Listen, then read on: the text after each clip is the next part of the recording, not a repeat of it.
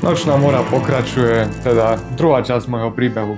Kamarát ma klamstvami ovplyvňoval, ako je ten 70 000-ový úver len chyba v systéme a ako má záujem o moju firmu. On sa posledné roky tváril ako milionár, utracal kde sa len dalo, no a vravel mi, že moju firmu aj s 2 autami, ktoré som vtedy na ňu mal, kúpi. Na tieto auta som mal úvery, ktoré mal prevziať s firmou, ako sme sa dohodli. No, nestalo sa tak.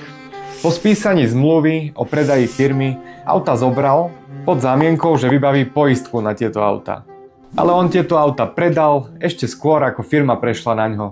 Ručenie za úvery ale neprevzal, ako bolo dohodnuté v zmluve. No a až vtedy som si prvýkrát uvedomil, že to celé nebola len chyba v systéme, ale bol to od začiatku jeho plán. Takže myslím, že už vieš, že si máš všetko overiť a nedôverovať, aj keby to bol tvoj bratranec z druhého kolena. V ďalšej časti môjho príbehu ti poviem, ako som zistil, že sfalšoval môj podpis a ako celá leasingovka bola na nohách z toho, čo sa dialo. Takže ak ťa zaujíma zvyšok môjho príbehu, nezabudni ma sledovať.